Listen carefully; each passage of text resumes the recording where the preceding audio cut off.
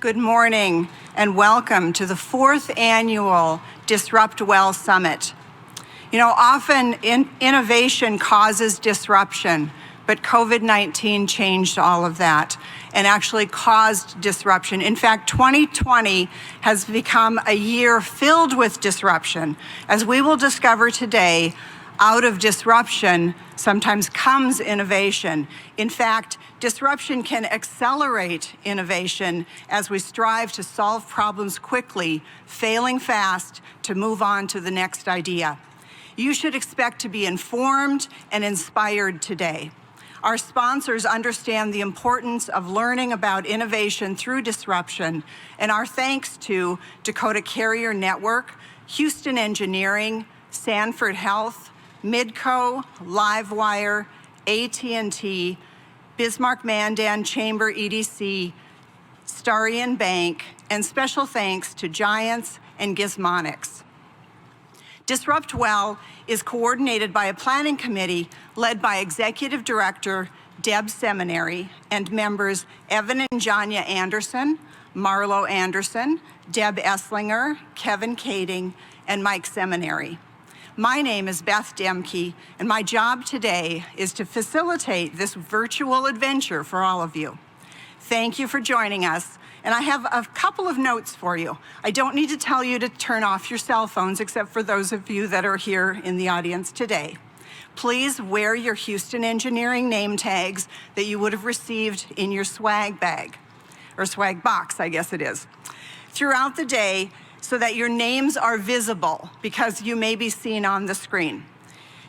You have a DCN notebook that's been provided for you to take notes. We encourage you to do that. Post questions for our speakers in the chat box for our facilitators to see, and then those questions will be used in the question and answer period. We'll follow the schedule as closely as possible, so let's get started. The first thing we're going to do is welcome Evan and Janya Anderson to the stage to explain the Innovation Challenge. So welcome. Thank you. So, good morning, everybody. As you said, I'm Janya. I'm Janya Anderson. And I'm Evan Anderson. And we have the honor and privilege every year, this is our 4th year, of running something called the Disruptive Innovation Challenge that is part of DisruptWell. We think it's one of the coolest parts. So let's get our slide up. Yes. So as Johnny mentioned, it's the 4th year. Who could participate? Any North Dakota resident, new business can participate in the challenge. We do ask that they have a proof of concept or a working model of what it is they're doing in their business, so that they're a little ways along. It's not just a scribble on a napkin at this point. And then also it has to meet our definition of disruptive innovation. Yeah, and this journey actually started way back in June. June, yes. So we didn't just find these people out on the street yesterday morning. Okay. So then, then's the hard part, right? You get people to submit. You find these disruptive folks doing amazing stuff out there in North Dakota, and then you have to decide who your winners are. And we've been using actually the same criteria basically for the last 4 years, and they've served us very well. We look for a lot of the same things that that an investor would be looking for. So we're looking at things like the strength of their leadership team, the size of the potential market. We're looking for signs of progress. Have they flattened out? Are they still going gangbusters, moving ahead? We're looking for viability, or do they have that proof of concept, as Evan mentioned? So this isn't just a scribble on a napkin somewhere. They've shown that this idea works and it has some merit. And I think I missed one. No, I think I got it. Oh, hey. Fourth time's a charm. Yeah, thank you, dear. So this year, the process yielded 3 winners. And what did they win? Well, they win a very sweet, professionally made video done by Nolan at Quantum Productions that they can use then in their social media, their marketing efforts, however they want to use it. They win an opportunity to pitch to some investors, which we did yesterday, and they all did just a fantastic job. It was incredible. It was incredible. incredible day yesterday and get some good feedback. And then, of course, the prestige and the fame and all of that comes with being And they get to meet us. Well, yeah. It's incredible. So the videos that I mentioned, we will be showing those throughout the day. So they're a short video. Keep an eye open on these because you're going to be asked to vote at the end of the day for the People's Choice Award. So whoever wins People's Choice, it's going to be a text-in process. Whoever wins the People's Choice Award gets a huge check, literally. It's huge. For $500. So stay tuned. Really pay attention today. Look for those videos and vote at the end of the day for your favorite. And we will present this check at the end of the day. I think that's it. I think that's it. Enjoy the day, and we'll see you back at the end and get this check out. Thanks, Beth. Thank you, Evan and Janya.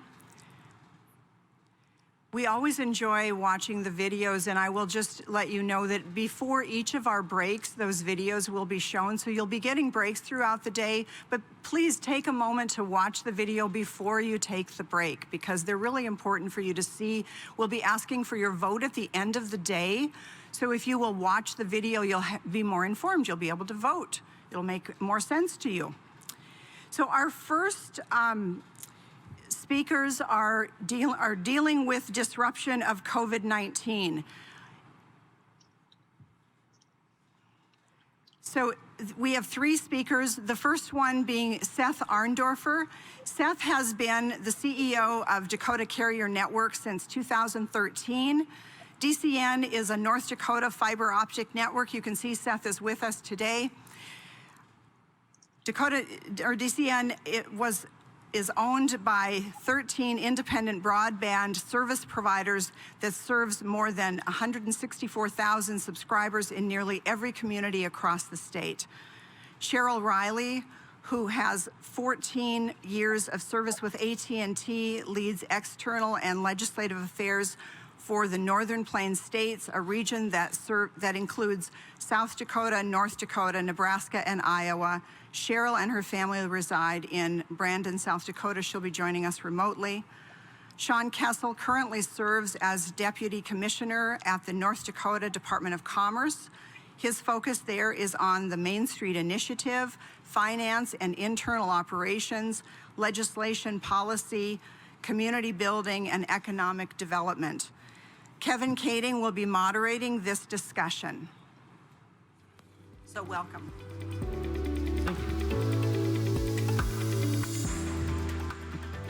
Good morning. Seth, we're going to let you lead off and tell us from a Dakota Carrier Network perspective how COVID-19 has disrupted your business and kind of what you have done with your owners and with your employees moving forward. Sure.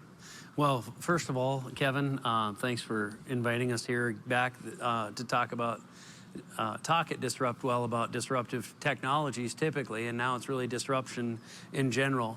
I can tell you as a father of two boys that are still in school, the disruption that we dealt with and that all of you all have been dealing with has, it impacts every aspect of your life. If you go to church on Sunday, it's impacted that. And so it's really been a challenge, but I think, as I talk to my kids, we talk about it often, and I'm like, hey, this is the next big opportunity. This is not the next big plague. That's not going to be the next big disaster. What can we find that's good in this? And I think one thing in North Dakotans, we have a history of working together, banding together, covering for each other. If you have somebody that's in quarantine, kind of stepping up. And so that's really what we kind of experienced in North Dakota as we came into that early March into April timeframe. We were contacted by the governor's office and by ITD, North Dakota NDIT, and they were telling us, okay, this is likely going to reach North Dakota. If it does, what is our ability as an infrastructure provider, as DCN? What do you think your network can handle on the increased amount of bandwidth that we think we're going to see from all these kids going home. It's going to burden our residential broadband networks. It's going to burden our business broadband because, you know, when all the employees went home, you think maybe there would be no internet consumed at the business, but that's not actually the case. The employees go home, they're using that broadband connectivity from the home to VPN into the business core network. So they can still access, you know, all of the banking mainframe for our banking customers or databases in some cases. So we just started running some models to say what do we think the internet increase is going to be.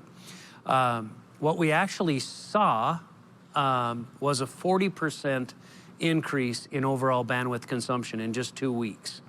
So we had everybody going home and downloading the various apps, getting their VPN clients going, while their kids were supposed to be in class, but often were watching Netflix while they were supposed to be in class and maybe logging in and checking in. That was really the reality. And we had employees that were maybe on a Zoom call and streaming Netflix on the second PC. That's common practice. It's happening in almost every house in the United States right now. And so what we did in preparation for this is we started increasing our bandwidth to the outside world.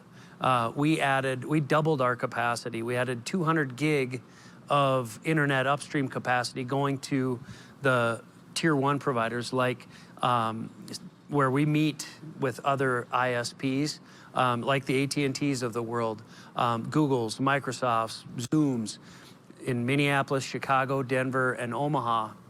And so we did that in just a few weeks, and I'm just proud to say that, you know, the owners that own DCN, the 14 rural broadband service providers, their customers really didn't see the congestion issues that other areas in the country really experienced. That's the real brief part. I'll talk about the students and getting these kids connected later. Okay, thanks, Seth. Cheryl, we're going to let you go next, please. Great. Well, I think I have some slides that are there. I kind of thought since I was remote that it would be nice to have something visual for you all there.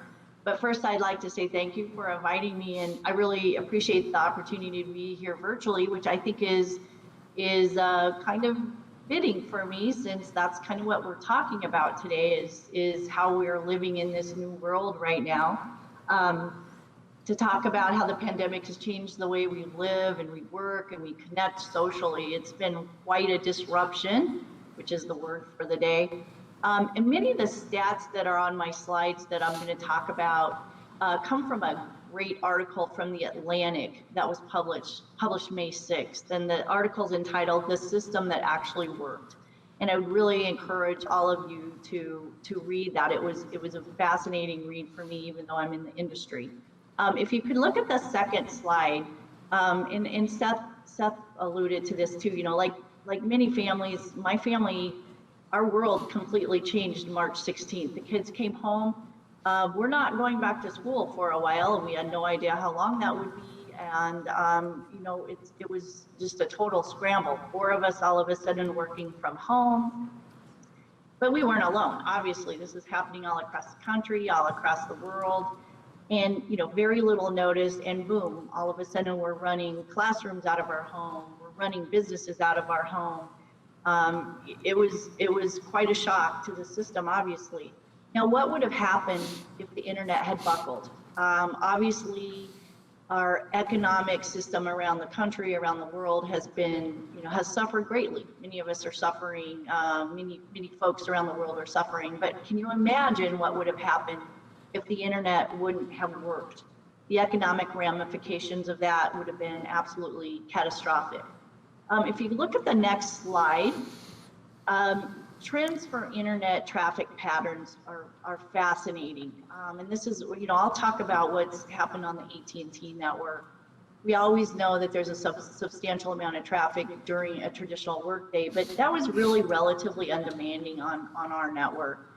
We traditionally, pre-pandemic days, saw a lot of web traffic it really ticked up on weeknights and then peaked on the weekends because everybody comes home and starts streaming games and movies. So obviously the network saw an uptick during those times.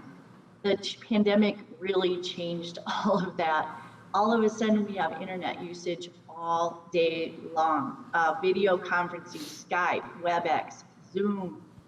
Our sons were on Zoom calls with their classrooms, which was quite a challenge, I have to say, when you have a house full of kids and dogs and keeping everyone quiet. Even our son connected with his baseball team over Zoom. So it was a massive amount all day long going on. And you know, let's be honest, and I know my kids were doing this, lots of watching them on The Office on Netflix. So, you know, it was not just all night or all day long, but all night long as well. If you look at the next slide,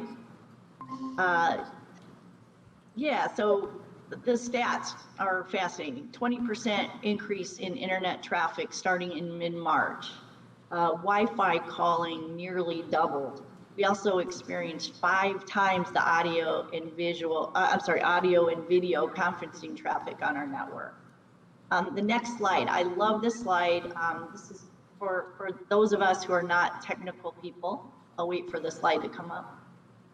This is a great way for me to understand how the network works. It's like the internet's like our highway system. You have small 2-lane roads leading to our individual homes and businesses, sometimes even dirt roads in the case of North and South Dakota. Larger secondary roads support residential complexes and larger business complexes. And then we have the interstate that allows traffic to go fast for businesses or for long distances. So the more lanes on that highway, the more traffic it can hold and the faster the traffic can move. If you look at the next slide, we're talking about, so we're 6 months in now. It was all a big shock to the system.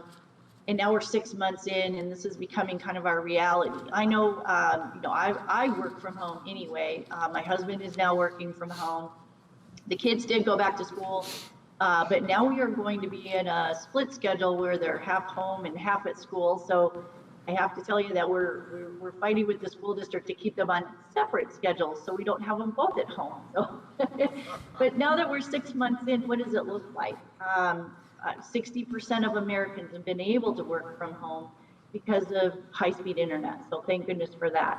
AT&T's network is carrying 393 petabytes of data daily. A petabyte, just for your reference, is 1 million gigabytes. That's almost beyond comprehension of what you can understand the amount of data. Pre-pandemic, we were carrying 336 petabytes, which is still a lot, but it was a substantial increase as we moved into March. Here's the stat that really got me. Our network is carrying 23,000 texts per second. And those numbers were peaked in mid-March when really all the craziness ensued. And during Easter, which of course was the first holiday that we had to live, you know, not experience with our families in person. So that's an incredible amount of data and traffic on the network. So the next slide, please. So how did we prepare? You know, that's the good news about AT&T. We constantly prepare for things like this. Now, granted, most of our preparation comes in terms of preparing for natural disasters. But, you know, we have prepared for pandemic type situations. So this is sort of part of what we do on an everyday basis. But we also have 100,000 technicians, repair people, engineers who are out in the field. And the issue with us became, how do we keep those folks safe too? So that was quite a feat for us to get those folks out on the road and out in the field, make sure the network continued to flow, but also to understand, especially at the beginning of the pandemic when we didn't have a lot of information, how we kept those folks safe.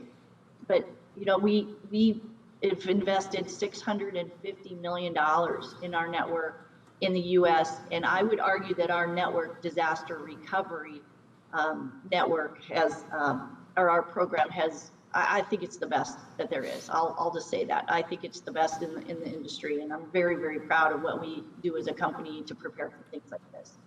The last slide, just think about your life over the last 6 months, and think about what your life would have been like without the internet or without robust internet services.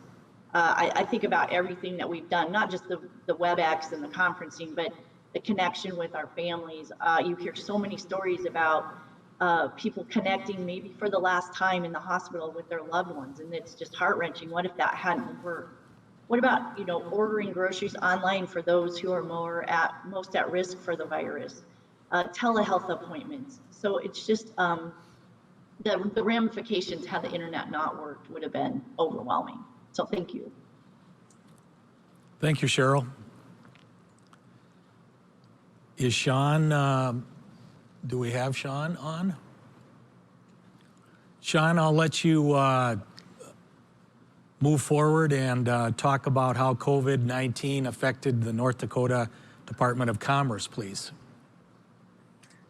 Thank you for the invitation to be here. I really appreciate that. My remarks are going to be a little bit different than bandwidth that you've heard from the previous two speakers, but I can say that Commerce was probably the first agency to go all virtual within state government. Within just a few days, our whole department went virtual. So we appreciate the capabilities that our previous two speakers have been able to bring online to allow us to do that kind of thing.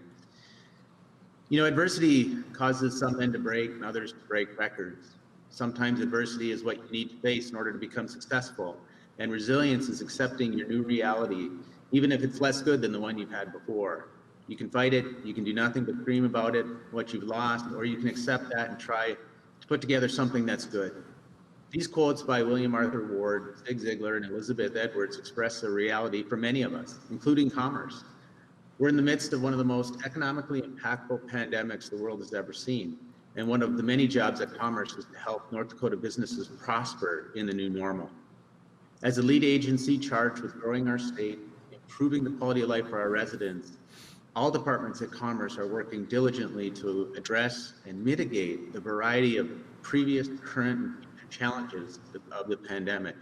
I'm going to share with you a couple of things that we've been doing based on each of the divisions that are within Commerce. I'll start with economic development and finance. In response to the pandemic, the Commerce team has reached out to businesses across the state. We've had daily conversations to understand the environment and the boots on the ground reality of the business community. We've teamed up with several state agencies, community partners, and collaborated to disseminate information and resources to communities. We began by leading the Commerce business briefings in partnership with the Greater North Dakota Chamber as a method to provide real-time updates for businesses. And on average, more than 1,000 individuals joined us on each call to hear about these updates from state, federal, and community leaders. We believe that these educational efforts informed businesses and led to North Dakota being ranked as the #1 per capita when it came to businesses accessing federal programs like the PPP and EIDL programs. The capital provided by these federal programs were vital in keeping North Dakota businesses afloat and continuing to employ residents. Our Main Street Initiative team conducted a business survey. They followed that up a couple of months later with a second business survey to augment this. The information augmented what we were hearing from our business calls, and all of this data, all of these conversations, all these survey results led us to the creation of the Economic Resiliency Grant, or ERG program. The grant has provided funding to private companies operating in North Dakota for costs associated with business improvements to reduce the spread of the infection, to instill consumer confidence in the marketplace. To date, we've distributed over $18 million to 850 North Dakota businesses from all different industries. We anticipate that will give out $65 million and drive in excess of $100 million in economic activity just from this grant. These awards are intended to keep vulnerable businesses open and to keep unemployment numbers down. Every county in North Dakota has had requests, and we've had a variety of industries, from restaurants to retail to manufacturers, receive funds. As you can imagine, this has been impactful on our workforce as well. As the economy shifted, so did the demands of North Dakota's workforce. And to address those changes, we developed the North Dakota Skills and Technical Skills Training Grant. This grant is designed to support accelerated skills-based and hands-on workforce training programs that will prepare displaced workers for full-time employment in North Dakota. We've awarded almost $300,000 to 4 different companies to develop software training, for CDL training, for wind turbine technician training, and for nurse assistant training. By the way, North Dakota has been a leader in labor participation rate, and our current unemployment rate hovers around 4.5%. There's probably been no other industry affected more than tourism and hospitality. We generate on average $3 billion in traveler spending in North Dakota based on this industry. COVID has impacted this with estimates of $842 million lost in visitor spending in North Dakota. We have a lot of statistics to show and to prove that trips are down, but there's an opportunity in this. As the deurbanization trend continues, people are moving from urban centers to rural centers because they believe it's safe. And we have recut advertising to take advantage of these trends and try to entice people back to North Dakota. Not only that, but a lot of the ERG recipients have been in the hospitality industry, from fishing and hunting to vineyards to motorcycles and ATV, sporting goods stores. All of these have applied and received funds through ERG. And I can't forget about community services. We're spending almost $1.3 million this year all across the North Dakota on rental assistance and assistance to food pantries. Over $5 million for the homeless and people receiving homeless assistance, and over $6 million to fund the emergency rent bridge program through the Department of Human Services, so that people who are in jeopardy of losing their homes can apply for these dollars to maintain their homes. We funded crisis centers in Harwood, projects in Minto, weatherization needs across North Dakota, streetlights in Findlay, emergency sewer lines in Candu. In closing, I just wanted to mention that Commerce has been focusing on primary sector businesses for a good long time, and North Dakota's benefited from this focus. All of the data that we've gathered through our surveys and through these conversations have pointed us to the need to broaden our focus to include community development. The ERG applications, the conversations, and those surveys results have told us that it's hard for rural North Dakota to land a primary sector business. And so we are broadening our focus, and so that we can be effective for all North Dakota communities. Right now, that effort is concentrated through our Main Street initiative, and we have over 80 communities that have signed up and are participating. One of the other surveys that we did was a rural economic development survey, and that told us that there's 1/3 of rural North Dakota communities don't have a full-time economic developer, and another third don't have an economic development plan. So you can imagine in these times where economic development has become primary in the focus of a lot of people, a third of our cities don't have somebody working on it, or they don't have a plan that they're putting in place. So we've created a planning grant, and we're distributing funds so that those communities can start planning, either for an economic development plan or a comprehensive plan for their community. We've been active at Commerce. We think that the results are showing we've got a long way to go, but we're doing our best to try to get there. All of these resources that I've spoke to can be found on our website at commercenorthdakota.gov. And with that, I'll turn it over to the panel. Thank you, Shawn. I have received a couple of questions. One of the questions was I'm gonna ask Seth about North Dakota specifically and the students.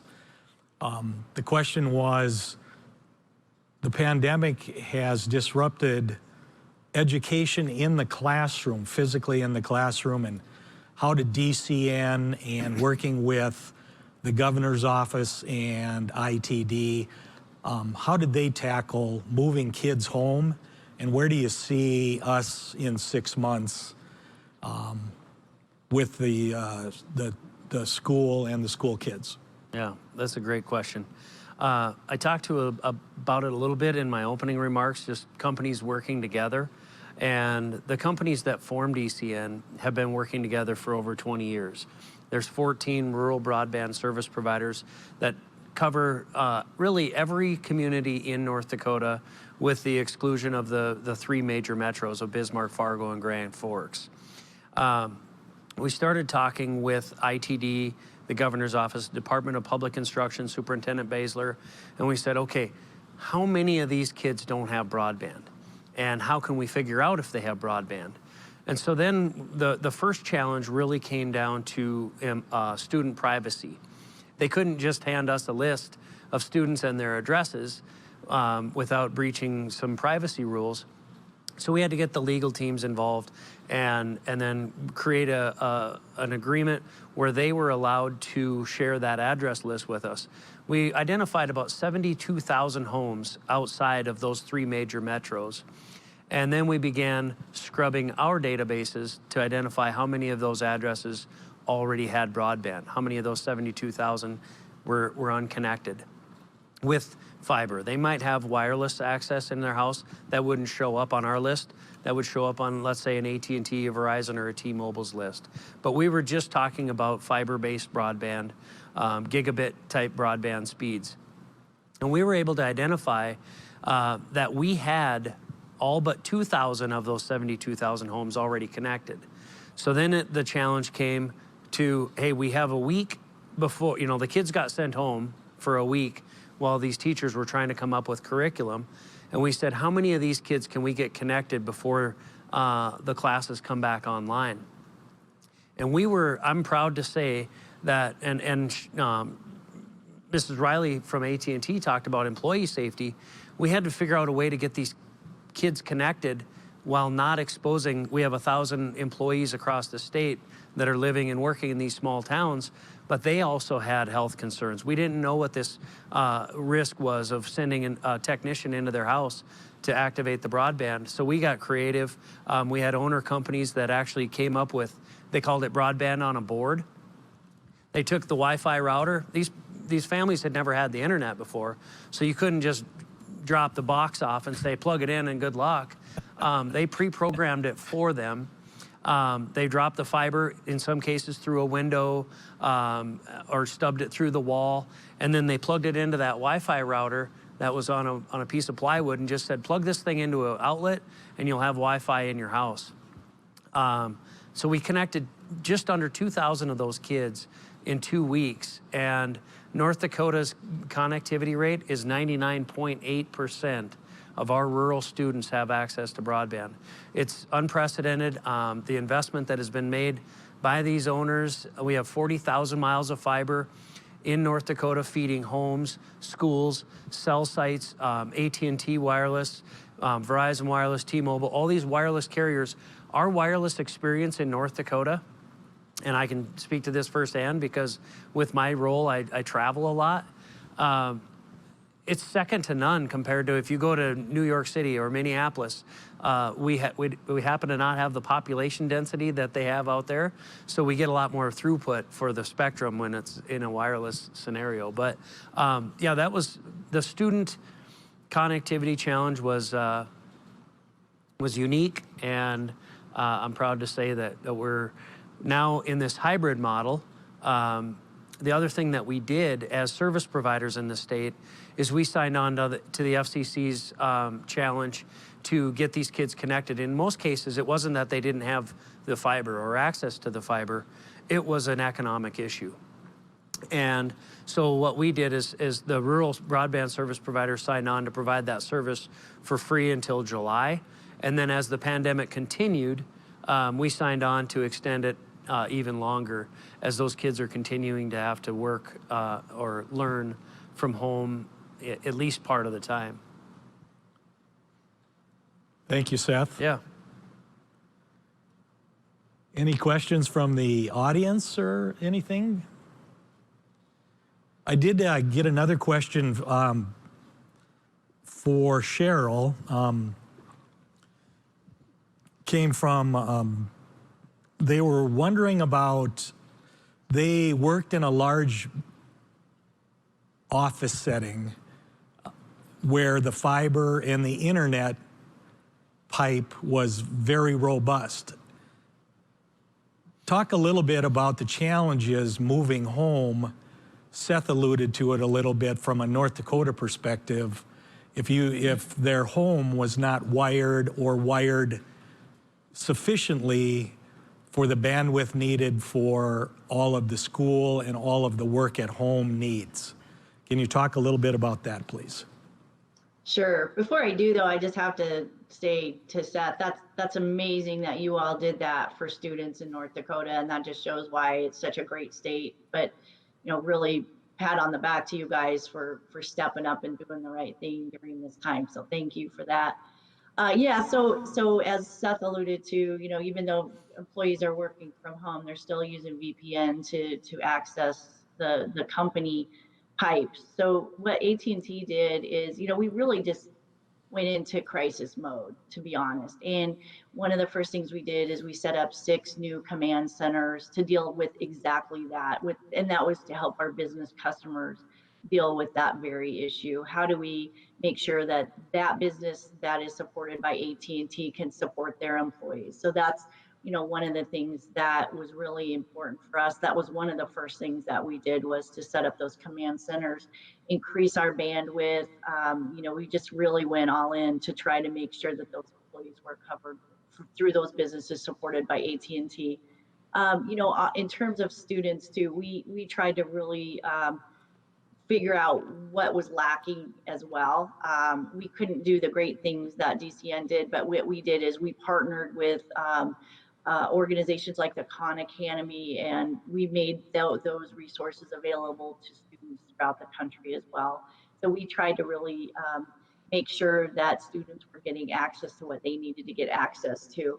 We also pledged, we signed a pledge and committed to the pledge of not terminating any services for customers, you know, through the pandemic. No late fees, things like that. But we really tried to maintain a lot of contact with our customers through COVID resource web pages, and it was just really all on trying to communicate with our customers in a time where our customers were stressed. We were stressed, but they were stressed, and we needed to make sure everybody stayed connected. Thank you. I have a question, and this is for Shawn Kessel. Shawn, you know, outsiders looking in quite often will make the comment that government is not in a position to typically turn on a dime and address challenges like private sector typically can.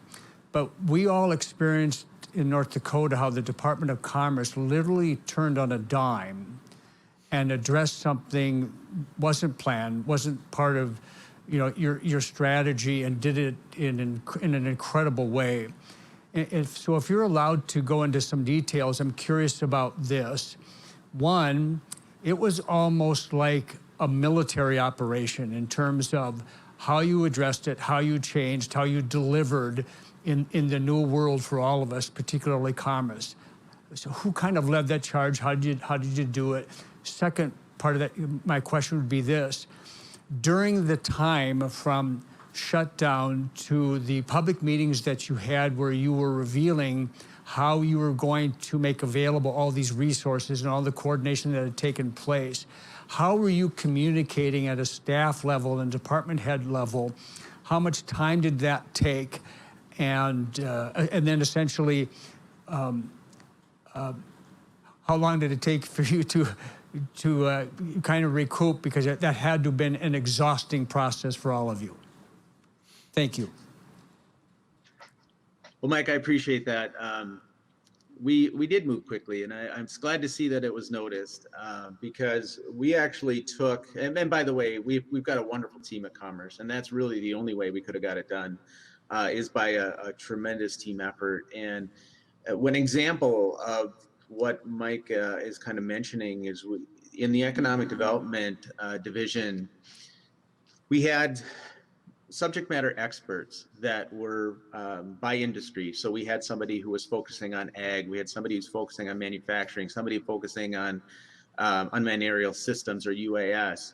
And what we did instead is we regionalized all of our focus so that there would be consistency amongst a point of contact for any of our economic developers that we work with or communities that we work with. So every single region in North Dakota had a person that they could contact regardless of what industry that they were participating in. We also participated in the Smart Restart Plan that the state put together, and that also helped us connect with people outside of our industry. It really opened our eyes, as I mentioned in my opening comments, about a population that Commerce hadn't served as well as it probably should have in the past. Because I personally led a task force on fitness centers and how we were going to address COVID impacts on fitness centers to come up with how can we keep them open but yet be safe. Well, we had these Smart Restart teams in tourism, we had them in economic development, and all over. So all of those communications were happening at the same time. There was a great deal of communication that happened, and it has to be agency-wide. And so we implemented what we called Huddle. And every 15 to 20 minutes, we met every single week with every single staff member in Commerce to talk about the initiatives and where we were going. The leadership team, that is all of our division heads, the Commerce Commissioner, the Deputy Commissioner, we met probably 3 times a week to talk about our response and all the data that we were getting in, and how we can aggregate that data and create programming that will be impactful for communities. And you know, it just doesn't happen without having great people, because there's a whole lot of internal processes that have to happen as well to take advantage of the wonderful assets that both Seth and Cheryl have brought online. So we did system mapping for all of our internal processes to identify hurdles where paper was bogging down a process, or signatures that we no longer could get because everybody is now dispersed across North Dakota. So all of these system mapping of processes occurred as well, and the elimination or of those hurdles took place. So it was a whole bunch of work. It happened because we have a great team. It happened because we have great partners inside the state, like the North Dakota IT department, and we still were able to focus on our main mission, which is growing the economic activity in North Dakota. Hope that answers your question, Mike. Thank you. Good morning, everybody. Thanks for being here today as well. It's been a great discussion so far. So let's move past COVID.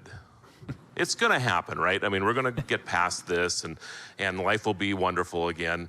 And a love of my life, of course, is autonomous vehicles. So I really want to know how connected vehicles, and about connected vehicles, and how that changes maybe how we work, live, and play moving forward, and your roles in all of that. Thank you. Sure. I'll go first. So I'm, since I drove here. From DCN's perspective, and I guess from myself individually, I'm on the FCC task force for precision ag and the identifying of the broadband and technology requirements to support future precision ag initiatives, autonomous vehicles being really at the forefront of that.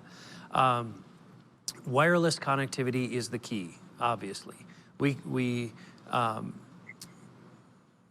I spoke last year at the DisruptWell conference about this, and really it's the combination and the complementing of, we have to have fiber in the ground to connect to the macro cell sites that are out there already today.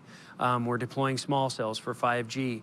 And in the future, for autonomy and for autonomous vehicles and for machine learning, for soil sensors, for all of these different AI applications, it's going to take wireless connectivity. And so we push our fiber out as far as we can to the section line, put it on a pole, and broadcast it and connect to whether it's tractors, sprayers for variable rate spraying. The autonomy is maybe there's still a person in there, but the machine is making decisions as it goes down the field on its own. And that's some of the things that we're working on at the FCC task force. And as DCN, we're working with our partners like AT&T to make sure that we're making the correct investment to support the wireless technology that they are deploying. So with that, I'll kind of turn it over to Cheryl. Yeah, thank you. As Seth said, it's all about wireless connectivity. AT&T has a very, very robust build plan, and we have brought, I wish I had the number, I'm sorry, I don't have that off the top of my head, number of sites online just this year. And if you want to get on my distribution list for those sites, I'd be happy to do that. We like to announce when those go on air. It's all about having, connectivity everywhere. The good news too is because of our contract with the state of North Dakota for FirstNet, which is our public safety network, that's also integrated with our commercial network. So our build is extremely robust in the state. So in the next 2 or 3 years, that part will be built out, although we will continue to always build out our commercial network. So it's millions and millions and millions of dollars of infrastructure going up. So, and it's really going to make, because of FirstNet, because of the contract with FirstNet, not just are we supporting our public safety community, but our commercial customers through that as well, through that build. So the connectivity will be there to be able to support this type of technology. So we've talked about how great it is. Now let's talk about the challenge and what's keeping us from having more rapid adoption. We could have cell sites at every 3rd mile or whatever, but it comes to a capacity issue too. So that's one of the things that the industry is working on. So we can have 5 bars. So the example that I gave last year when we don't have any NDSU tailgating going on, but if you've ever been there, there's so many people outside and you can barely get a text message to go through just because that infrastructure is so overburdened.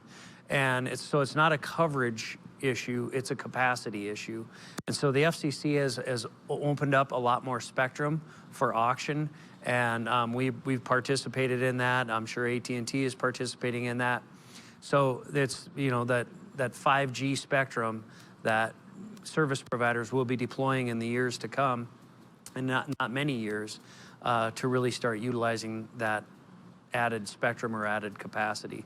So it's something I'm looking forward to. Thank you, Seth and Cheryl. We have another question from the audience. Yes, I'm curious how COVID-19 has affected your budgets and your business plans in the short term, just through the end of this year, but also longer term, next 1 to 3, maybe 5 years. I'll let one of the panelists go first on this one. Well, I can certainly start. Our budget, we just submitted our budget.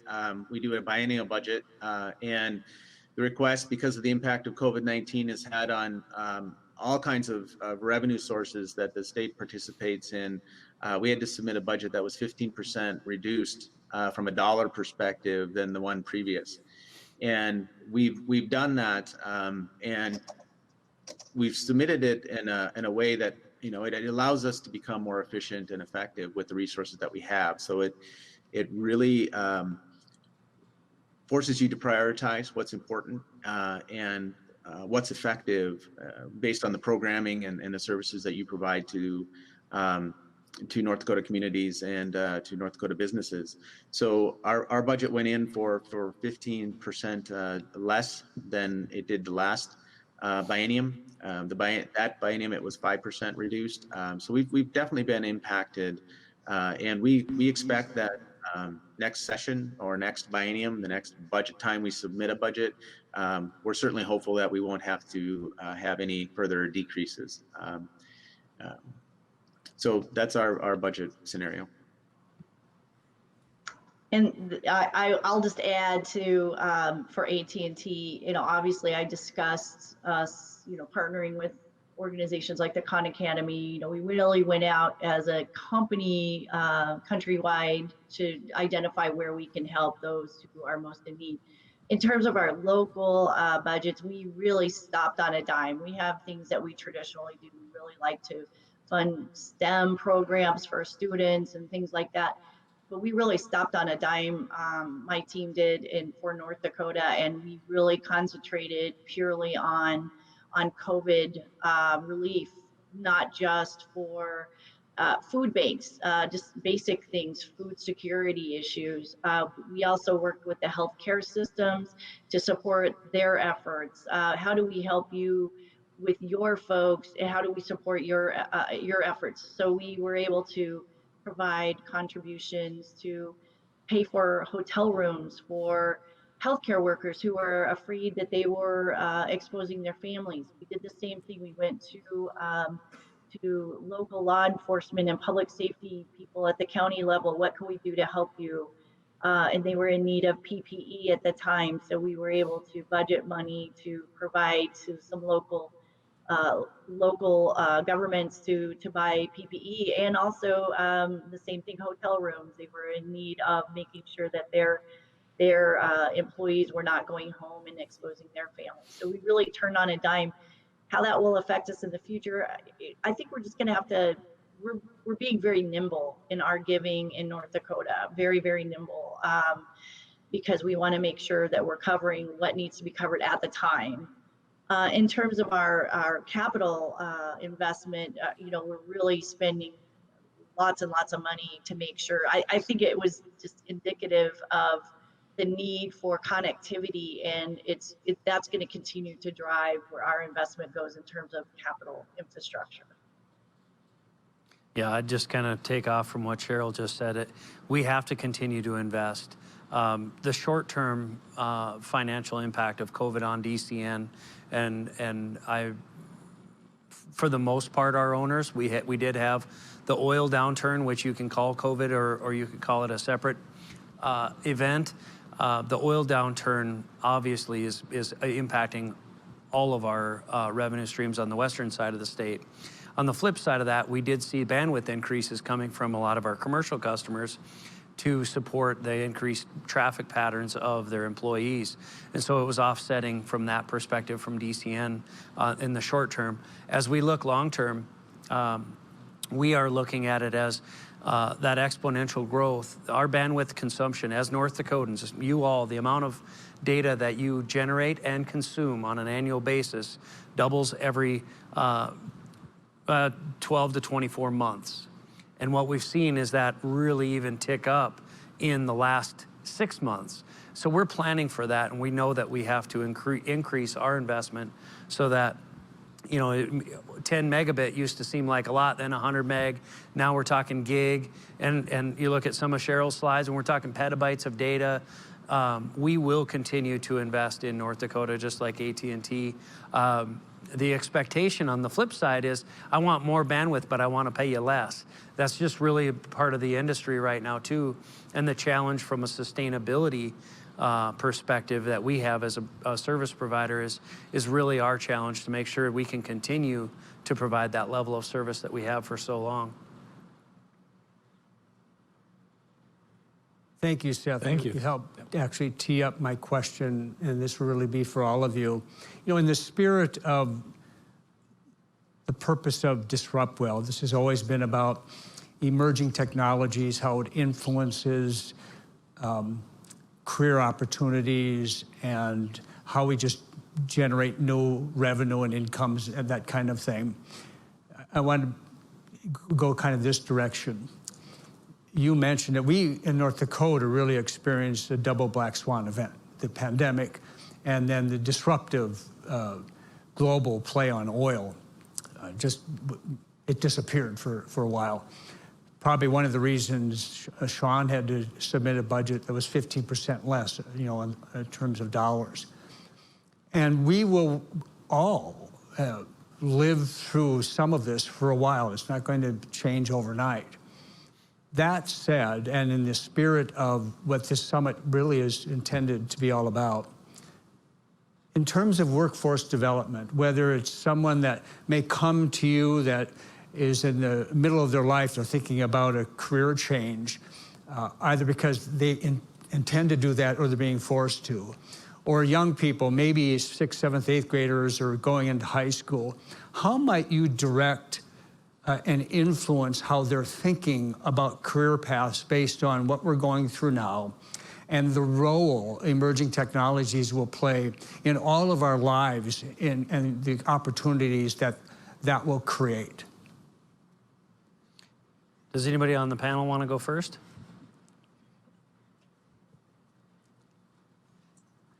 I'll go. It looks like Shawn wants it.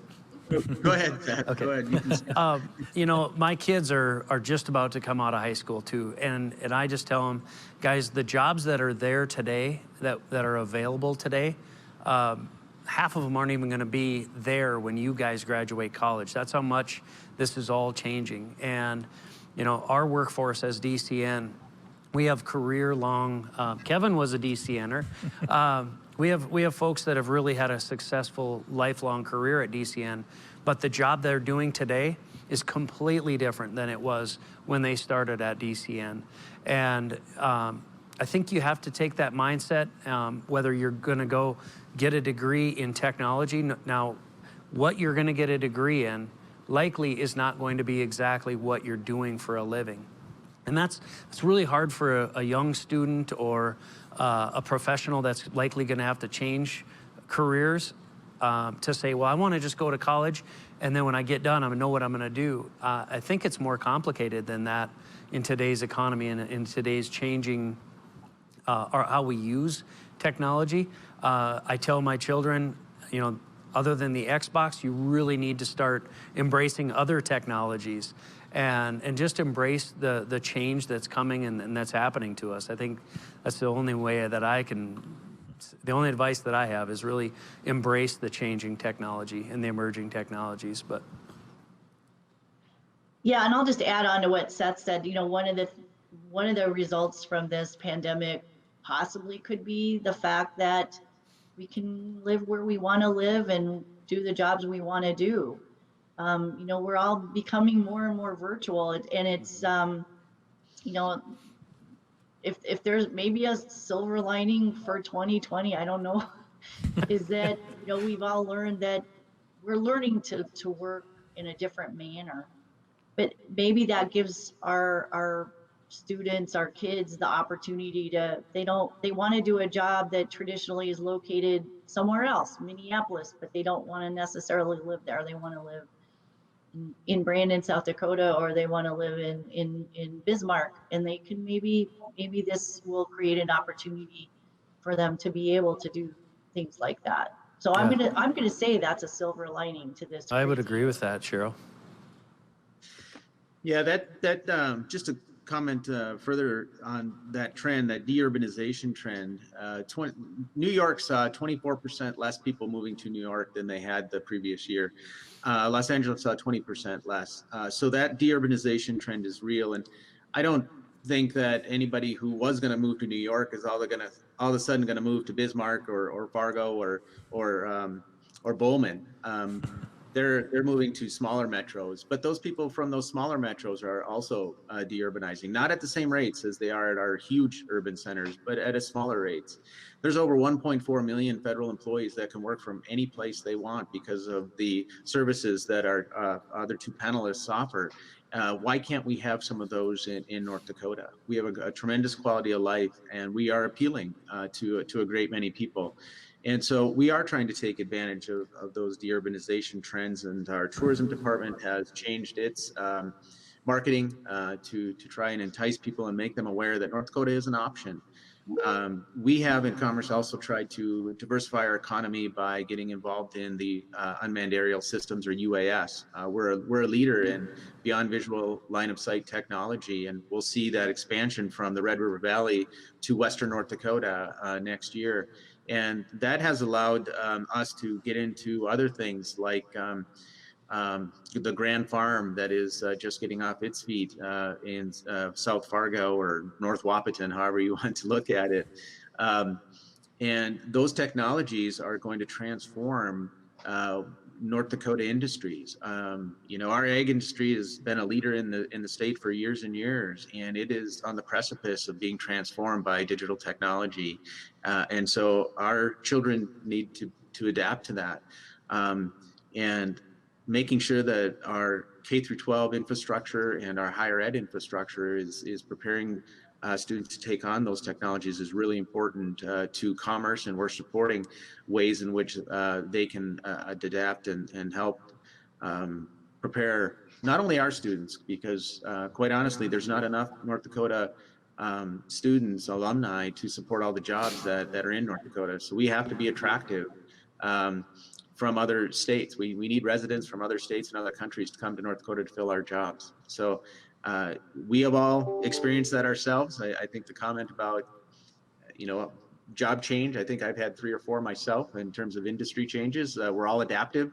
And the challenge is, I think as Seth said, there's a lot of jobs that are going to be created that aren't yet. And trying to prepare people for that is certainly something that we have to take on with a robust activity.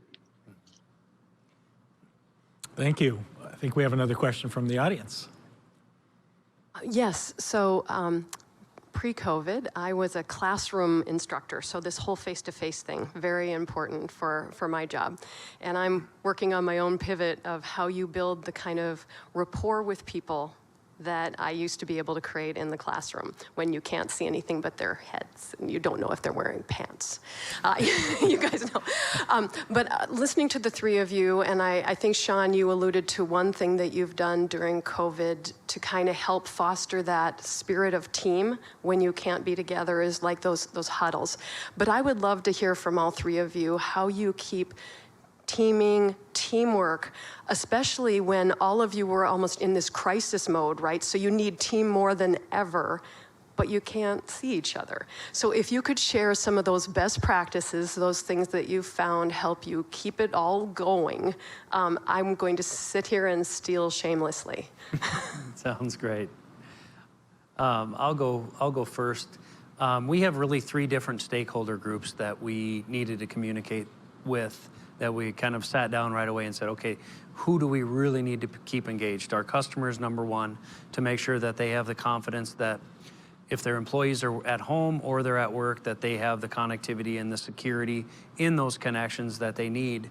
So that was the customers are number 1. Our owners were number 2 because they provide the local loop, the connectivity to the end users, and then the employees, number 3. From an employee standpoint, and an owner standpoint, we kind of lump those together often because we work so closely together. We had weekly Zoom calls with the CEOs from each of those companies to talk about how we're dealing with, getting the technicians home. And we have a 24-hour operation. We don't have the ability just to send everyone home. So we had to stay, leave a portion of our business manned 24/7. And we had to, in the same time, increase connections speeds. We had to add connection sizes. So we utilized Zoom. We utilized Microsoft Office 365. We had already rolled it out, and we have really embraced that from an internal support. We're using chat more. We're using the team calls. It's really been a great tool for us to use throughout this. But we also have other order operational systems that we have in-house that keep everyone informed of what the expectations are and what the timelines are for the projects that we have going. I'll jump in here.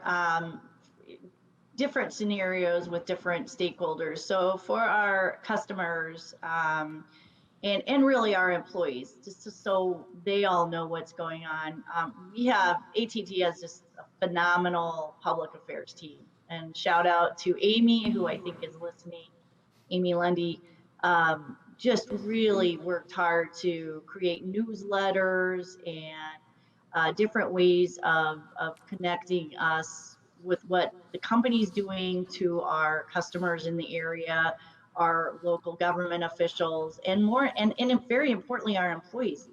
We felt it was really important for our employees in North Dakota and South Dakota to know what we were doing as a company to support our customers, to support our communities. So we really beefed up the communications via our newsletters. I will tell you, it's a struggle for me. My focus is on government affairs, and I'm trying to figure out how to connect with legislators on issues and do it remotely. And that's something I'm going to be learning over the next few months, how to do that. But what I'm finding that I'm doing is, rather than emailing or texting like I traditionally do, I'm picking up the phone and making personal calls more and more and more, which is funny because that's very not high tech. But I just find that there's a little bit more personal connection there when we do that. So I'm trying to make myself do that. It takes more time, takes more coordination. In terms of interestingly, the way our team is structured, my boss is in Wisconsin. I maybe see him once or twice a year in a traditional year, and he really was great about getting his entire 6-state region together on a more regular basis on phone calls. And I really appreciated that, because a lot of us just needed to vent as parents. It's like, how are you guys handling all of this? And that was just wonderful to me, to have a boss who does that. So I would just encourage, as an instructor that you're asking how to use that, communication with not only your students, but with the parents is, I think, just really a tremendous issue to do. I'll focus mostly on our internal. I think that's where your question was going, and so I'll talk about what we've done internally. And it's been an evolution, because when we started to use Teams, that's the software that we have been using to stay connected. Not everybody used the video function for Teams, and we changed that behavior right away, because the ability to see people really allows you to stay connected. Plus, a great deal of communication, of course, is nonverbal. And for introverts, they may not interrupt somebody who's talking, but they may make gestures on camera that allow you to understand they would like to say something. So as a facilitator, it's important that they have their camera on so that you can see that. We also implemented coffee breaks. So you were able to sign up for a coffee break, and then you randomly got assigned to 2 or 3 other employees, and then you set up a 20-minute coffee break where you did it virtually, so that you could stay connected. And when we made those assignments, we tried to make sure that they were from different departments, so that somebody in tourism was connected with somebody in economic development, which was connected to someone in our division of community services, and so on and so forth.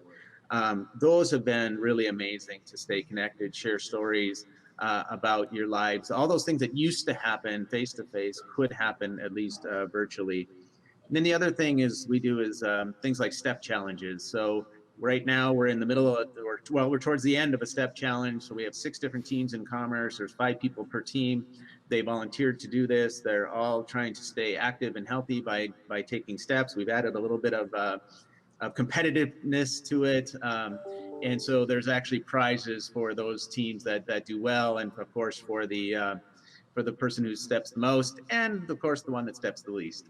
So we try to add that element of fun and make it a wellness perspective as well. So those are some of the things that we have done to try to make sure that Commerce maintains a good connectiveness within the team itself.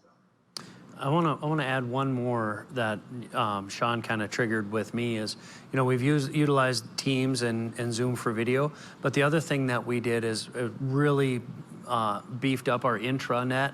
So we have a SharePoint intranet site where, if it's COVID related or if it's work related or personal, sharing some personal stories within the intranet, that's really kind of, we've been trying to drive people to our intranet for a while and not had a lot of success. But then once everybody went remote, they wanted to go there because they knew that was kind of the central repository for the most up-to-date information on what we're doing. And if any COVID policies change this week compared to last week, or today versus yesterday, that's where it would be. So, yeah.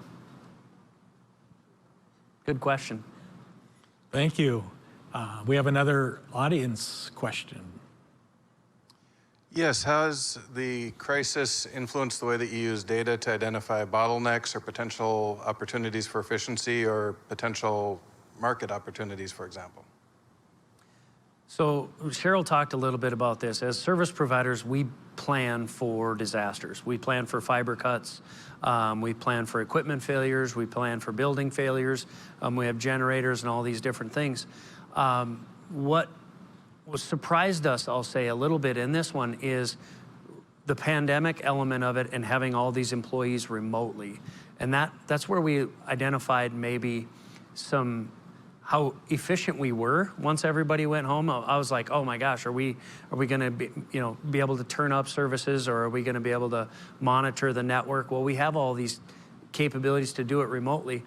And now we're looking at it as, okay, are there efficiencies we can gain and learn by all of this remoteness? And we have already identified a few different initiatives at DCN where we can streamline, and not, instead of having 2 people, maybe we can have 1 and a backup in a different role. So I think you're gonna see some of that across all industries, that maybe not excess, but maybe where efficiencies can be identified.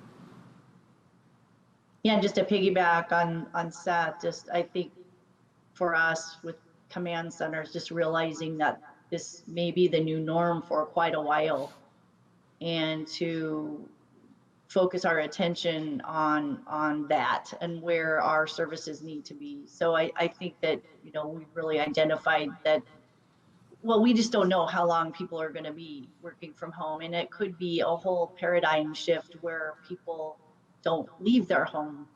For a lot of us, we may not leave our home to work. So I think it's going to change the way we take a look at the way our network operates as well.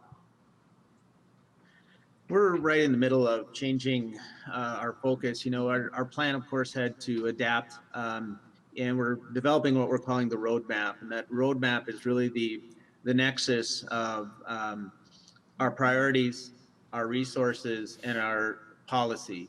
And we'll have that done probably within the next 2 weeks.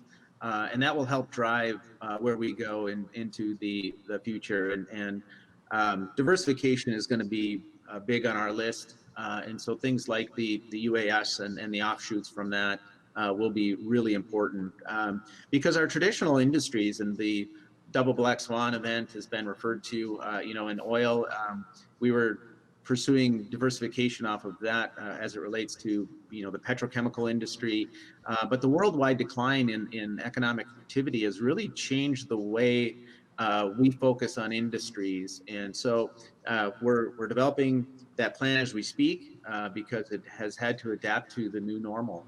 And so we hope to be done within, like I say, the next probably 10 days. Thank you very much. We've got a couple of minutes. I got a quick question. From a business standpoint, the critical nature of your business, what are your protocols for your employees and testing? If you can talk real briefly to that. This is Cheryl. I will start with that. We've got various ways that we're dealing with this in different states. First of all, obviously, we want to make sure we're complying with local and state regulations. But we are constantly getting notifications right now, new system actually getting into place with temperature checks and other type of wellness checks, as our employees some are starting to go back into the office, but it's very rigorous. I'm really impressed with what the company is doing to revamp, to make sure everybody's staying safe. But we are constantly scanning local ordinances and state laws to make sure that we're complying with what we need to be complying with. But I feel like our company's going above and beyond that. AT&T really, I'm happy to say, because I'm one of them, really cares about their employees, and it makes me feel good to know that they care about our safety and wellness. And I've just been overwhelmed at times, to be honest, about how much I feel valued by our company to make sure that I'm safe. And it's been very appreciated, but we've really instituted some rigorous back to work. If you're in the office for a certain amount of time, you have to do this. If you're just running in to grab your mail, it's a different situation, but it's quite rigorous, because they're definitely taking all of this extremely seriously. But as an employee, again, I certainly appreciate that. Well, this is probably one of the easier responses for me, because we were part of that government that helped create those policies that they're looking at. So, I will say though that since we are all remote, it doesn't mean that people can't access their office. They certainly can, but we do have, as part of our intranet site, a calendar. So if you're going in, you have to log in so everybody knows when you're going in. If there is going to be overlap between certain employees, we ask that people mask up. And we provided, PPE equipment all around the offices. So when you're done, you wipe down common surfaces like light switches and such. So all of those kinds of things are all have been implemented. We've had a couple of members of Commerce who have tested positive for the COVID-19. They were, of course, had to follow all of the DOA, or Department of Health, protocols, self-isolate, and then anybody that we did the contract tracing, make sure that anybody that they came into contact with inside of Commerce was tested as well. Everybody is recovered, doing well, and we've had no further instances inside. So we're quite pleased with the ability to react to a positive situation, or to a positive diagnosis with no further activity. Thank you. Very similar. I know we're running short on time.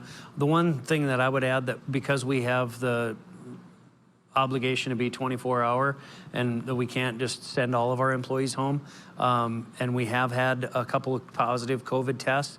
All of those work really well, except for one thing. We've gone to an A team, B team, or a red team, blue team, so that if we have a positive case, that we still have the other team that hasn't been exposed. And that's really been working.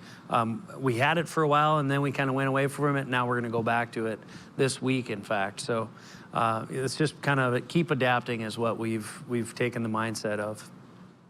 Well, thank you. Cheryl, Shawn, and Seth, it was a great presentation, and thanks again for your time, and have a great day. You too, Kevin. Thank you, guys. Thank you so much. In my role as Director of Gateway to Science, I also am privileged to serve as the President of the North Dakota STEM Ecosystem, and that puts me on a national advisory committee where I've learned a lot about the digital divide that COVID has really highlighted, and I have to commend the providers here in North Dakota, DCN. I've learned so much about what that has meant for the students in North Dakota to be prepared. That didn't happen overnight. It took a long time to get us to that point. And I really commend the providers here in North Dakota, DCN, AT&T, and Midco, and so many others, to be prepared and to make sure that our students and our workforce are ready for that. Our next presentation is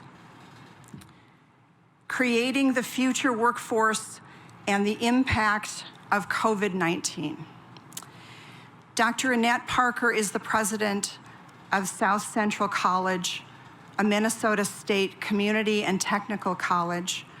She has been involved in manufacturing industry and workforce education for more than 35 years. She started her career at General Motors in Lansing, Michigan, and moved into education first as a faculty member and administrator at Lansing Community College, and later as system director of workforce education for the Kentucky Community and Technical College system. Dr. Parker has served on President Obama's Advanced Manufacturing Partnership Steering Committee 2.0 and co-chaired AMP's Demand-Driven Workforce Development, try and say that 3 times, that work team. You'll find Dr. Parker's entire bio at DisruptWell. She is joining us remotely, and afterward, Mike Seminary will lead a question and answer. Thank you for joining us, Dr. Parker. Thank you. Okay, great. Thank you. Good morning, everyone. As presented, my name is Dr. Annette Parker, and I've been president of South Central College. I have just started my 8th year.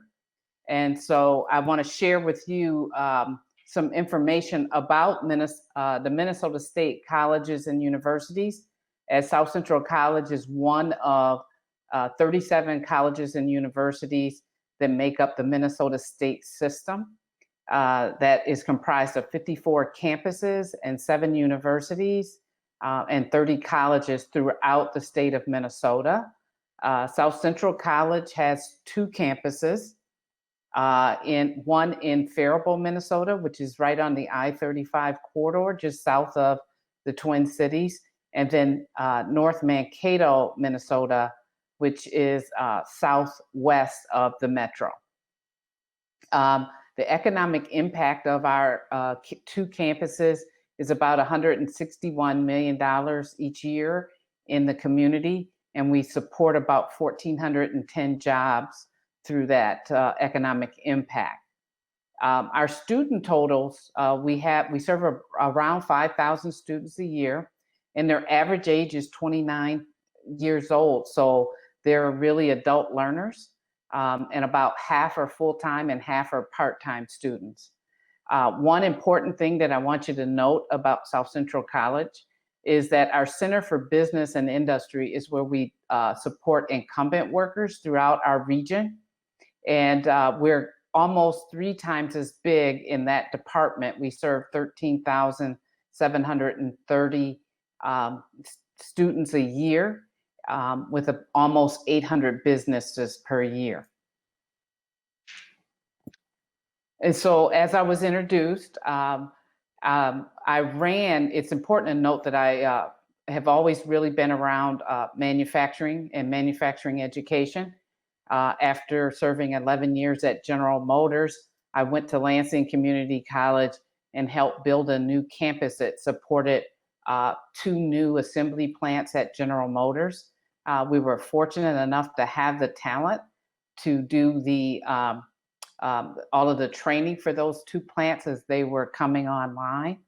And after I did that, I was recruited to Kentucky to help Toyota create a vision for bringing all of the auto industry, European, American, and Asian together to support their future workforce for the automotive industry.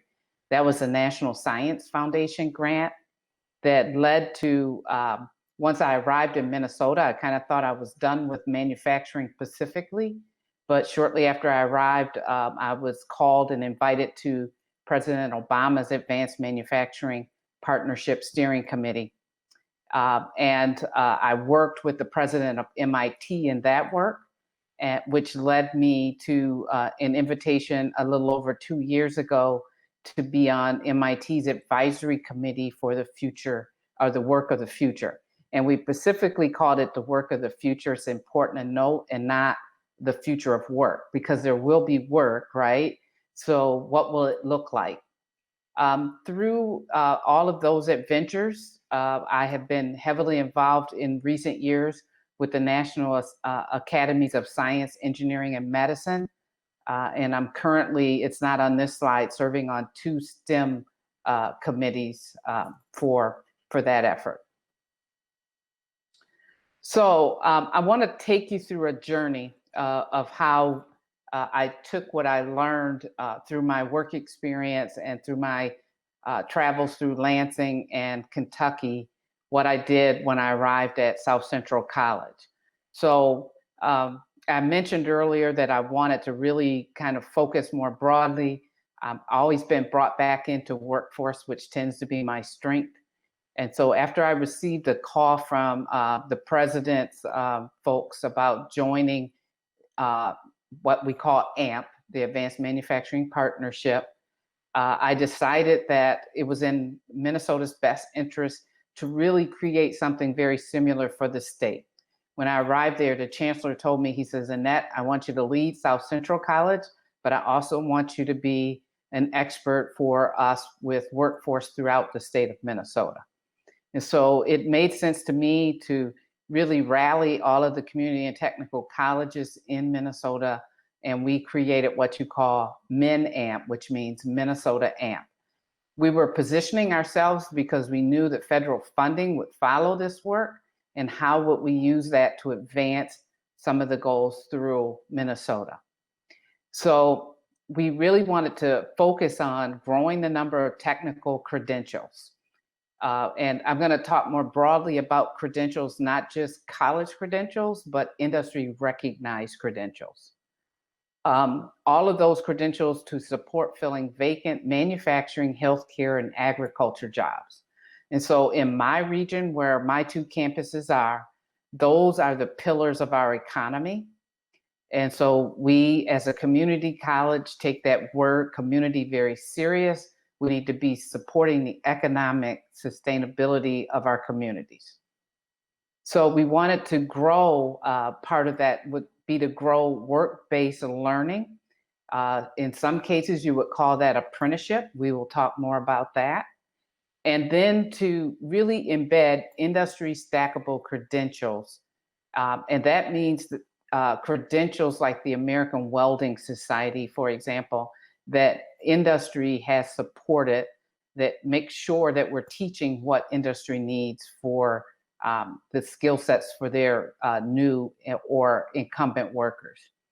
And we wanted to offer that not just to students that attend South Central College, but might be considering attending South Central College, like veterans and adult learners. And so, you know, there's been a huge gap of what we call adult learners, people that have some college and stop out and do not return. And then to really honor the skills that we know our veterans have are really, really strong. How do we recognize their learning and not make them take courses over again?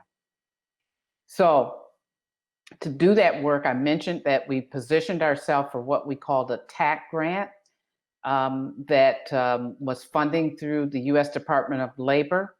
And we received a MinAMP grant, a TAC grant for $15 million to support the 12 community and technical colleges that we're going to take on this work in Minnesota. But South Central also has been really sound with grants. The other thing we did was we applied for we were awarded actually a second chance Pell grant. And what that means is second chance Pell is for low-level offenders that are in correctional facilities that are soon to be released.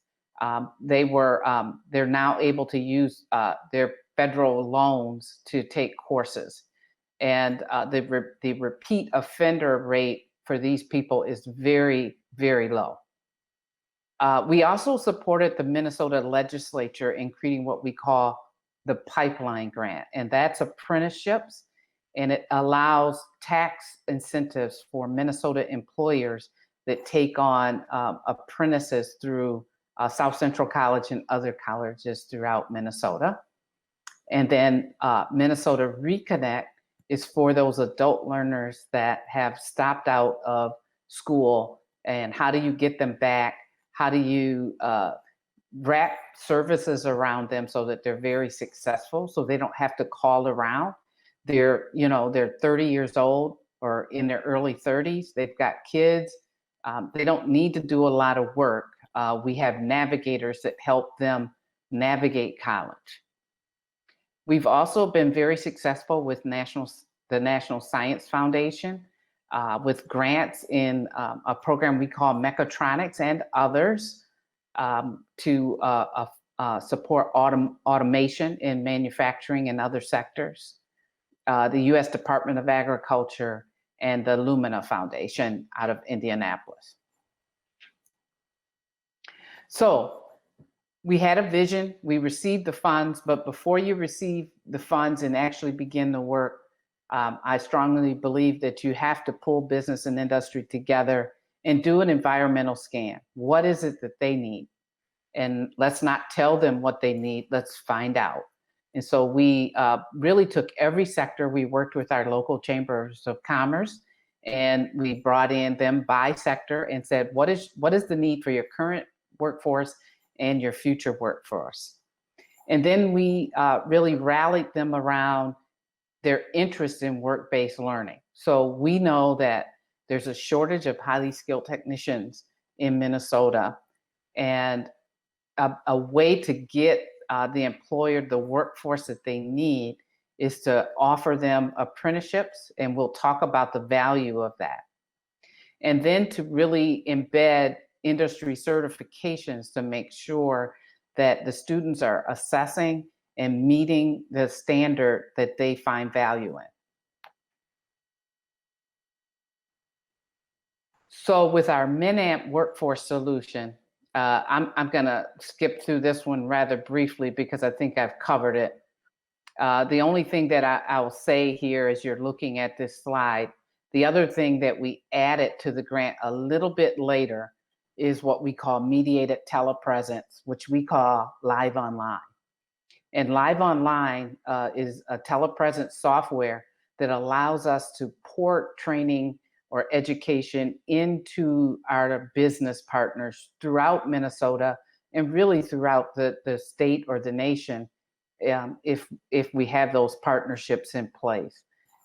So if an employer has, say, two employees that they want some specialized training for, and another employer in northern Minnesota has another two, we would put this course together, and maybe in a office or in a conference room or even the break room, we would set up the training so that they can go through it without leaving work, and we have the efficiencies there.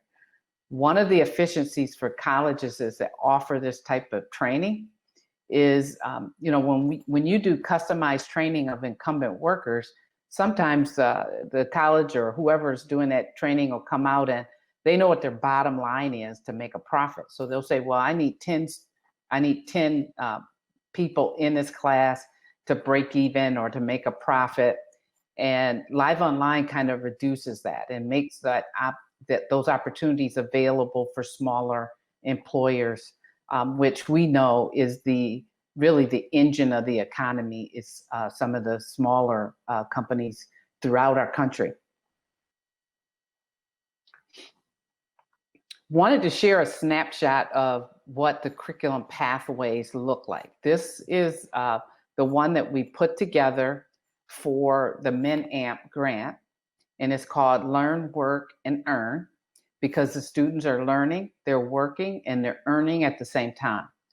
And so you can see on the far left going towards the right that we receive employer input, and it shows you a path for two different adults. And one would be, let's say, a traditional student that goes through and they take a core set of certification courses. Some of that might be safety, for example, just a foundational level. And they could then exit out. So these pathways have multiple entry and exit points, but they build through the community college or the university or the university. The other person might come in on a faster track down at the bottom, adult one, because they're a veteran and maybe they have some courses and training through their military service that they may accelerate through the community college into the university. But they have multiple entry and exit points as well. We're going to talk a lot about credit for prior learning in just a moment here, which is key to this. This is just a closer snapshot of the courses in the advanced manufacturing pathway. At South Central College, they have a couple of pathways they could take. They could do mechatronics. I talked a little bit about that. That's really industrial maintenance. And it deals with robots, automation systems and controls, PLCs. I might be too technical, but I'm sure there's probably some manufacturers on the call that say, yeah, I know that. Welding, and all of the welding certifications are through the American Welding Society. The mechatronic certification is through the National Institute of Metalworking Skills and Right Signals now. And then you could also go into machining or CNC, computerized numerical control, or maybe you're just a production technician. And remember, those certifications have multiple entry and exit points. So let's talk about a little bit about credit for prior learning. And that's what CPL is. We always have acronyms in whatever sector you're in. So credit for prior learning for veterans and service members. We're fortunate enough at Minnesota State that the state system put together the VETS or Veterans Education Transfer System. And what it allows a veteran to do, or someone that's currently in the service and will soon be ending their time in the service, on the right-hand side, they can go to this website that you can see. They can enter in their service member data, the course completion and descriptions, their military experience, etc. And what it will do when they hit submit is it will give them the total credits for whatever courses throughout the state of Minnesota that they qualify for by institution. And so when I first arrived at South Central College, we were not doing this work. And it was very easy for me to convince the college that we needed to, because everybody loves our veterans, first of all. And second, I showed them this website and we were not listed. And so we spent the summer, I think my first summer at South Central College, doing this work to find out, to just rank what all of our courses are equivalent to the military crosswalks. And now we do quite a bit of really great work for our veterans as well. And so, you know, they could get upwards of close to half of an associate degree through their experience. And we know the veterans are trained well, right? So then we wanted to offer that same credit for prior learning to all students. If students learn on the job or they learn anywhere, we should recognize that learning. And so we, the way we convince the college to do this is when you do the research around credit for prior learning through the Council of Adult and Experiential Learning, you find out that there's benefits. It recruits adult students that may not otherwise enroll. There's a higher persistence rate, so the students finish. And so some people would say, well, maybe they're going to take less credits and that's less money for the college, but they end up completing, which some students do not, and they actually end up with more credits, sometimes taking advanced courses. So there's real benefit to the college, and that's what the college faculty and staff needed to see and understand. It reduces duplication for the student. There's a lower investment.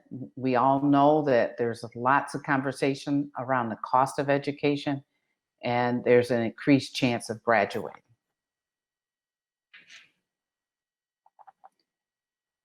So what's the benefit to apprenticeships? These are some of the college benefits.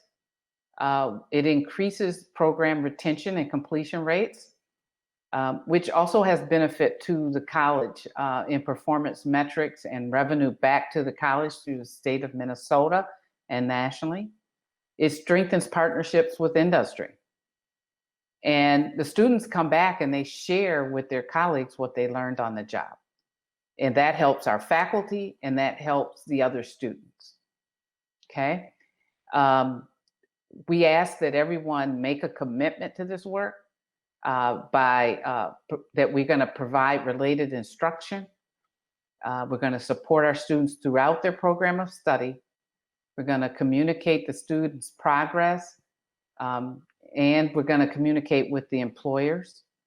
and we assist employers with the grant application. So I mentioned earlier, we have two models of apprenticeships in Minnesota, and the best way to explain it is one may be more union-based and non-union, but we help the employer to navigate that, and there's also tax breaks in it for the employer, and there's also tuition assistance from the state of Minnesota for the students that if they're in a high demand occupation.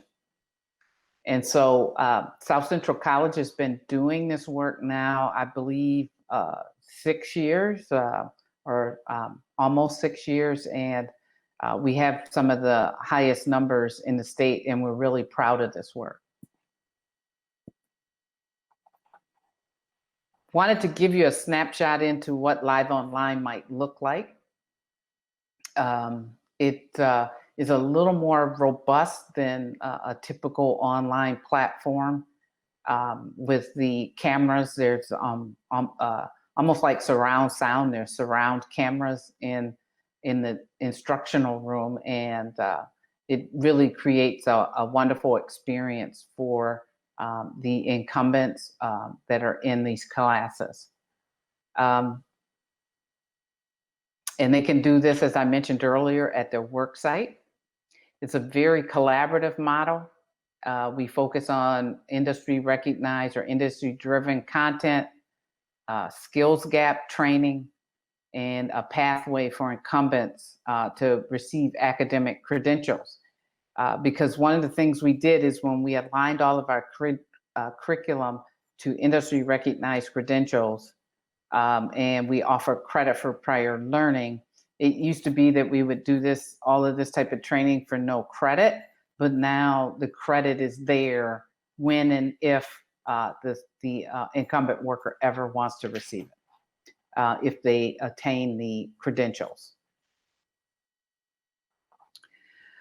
A little bit more about Minnesota Reconnect. South Central College was one of the first 4 colleges to pilot that program. Remember, that's the one for adults that have stopped out of school.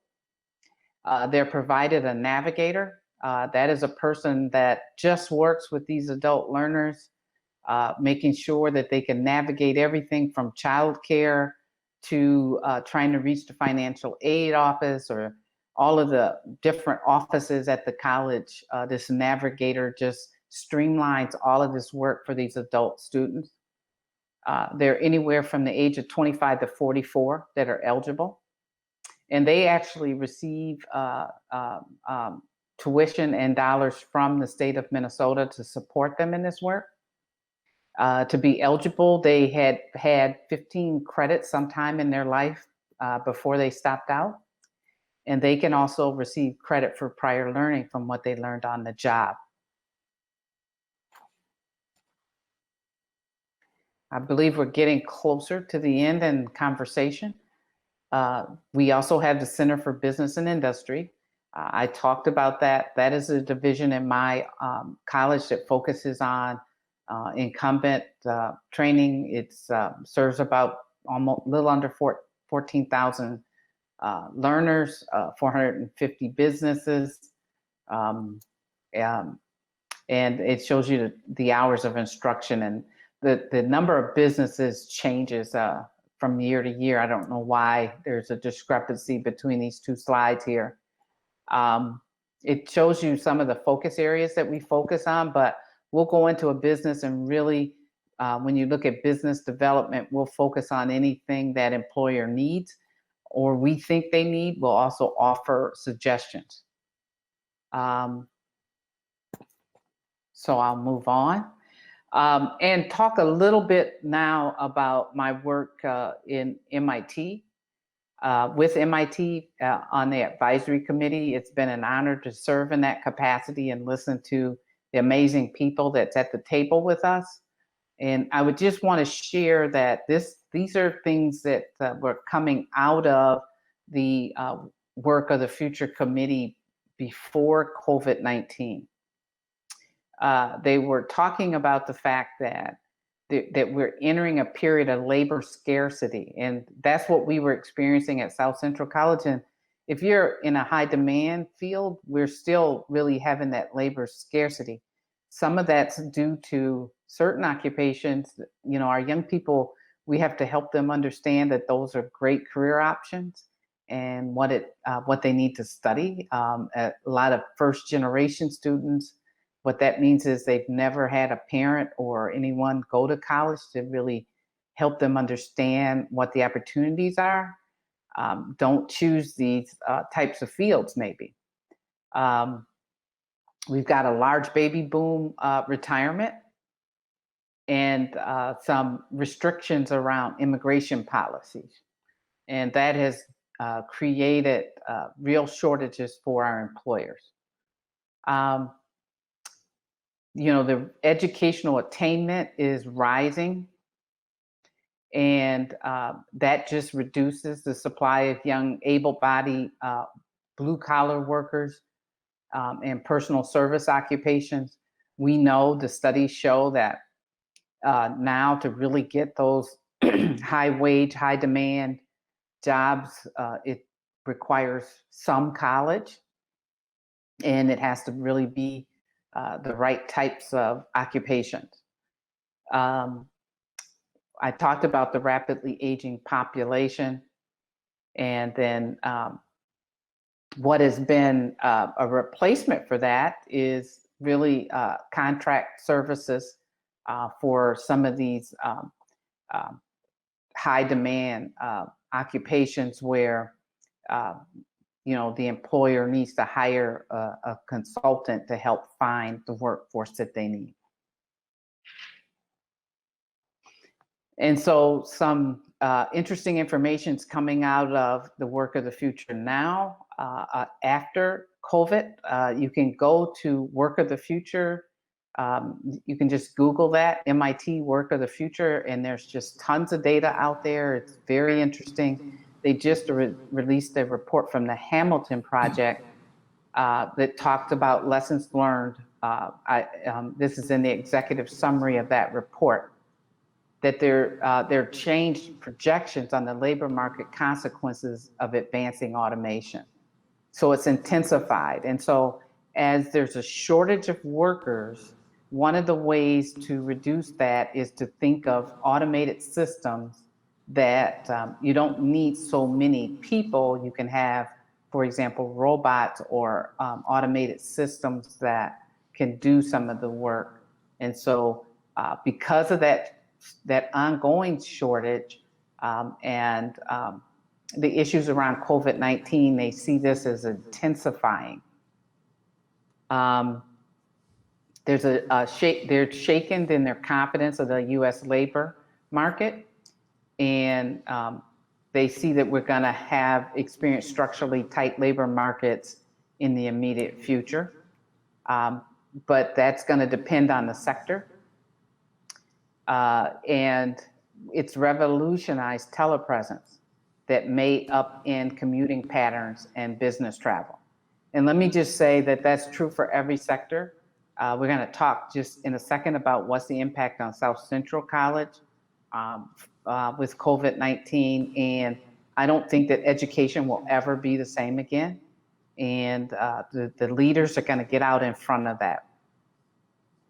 And there's going to be greater concerns about the trajectory of the polarized U.S. labor market. But that's based on the fact that we still are having shortages of people with the right skills going into the right occupations. And then we have a lot of low-wage, unemployed people in the labor market that are, you know, many of them are out of the labor market right now. So to kind of wrap this up and go into some questions and conversations, I really wanted you to understand what's going on at South Central College. We call it Stay Safe. And what we've done at South Central is I talk to the college every 2 weeks. We have what we call a Safe Campus Zoom meeting, and pretty much the entire campus participates in that. It's been outstanding. And I laid out to the college that I had 2 goals for them. and that is the safety, health, and well-being of our students, faculty, and staff. And second, that we provide every opportunity for our students to complete what they started. So when you take those two things into consideration, what we decided is that all lecture-based courses that can be taught online will be taught online. And that all career and technical education courses, the ones that are intensive lab courses, are taught in a socially distanced lab. So what's that led to is about 70% of our courses are taught online or hybrid, and 30% are face-to-face. And in that, less than 20% of our employees are on campus regularly. We're providing wraparound services for our students in need. And I need to give you an example of that. Community college students are generally young families. They're, in many cases, essential workers that we're talking about in these COVID days.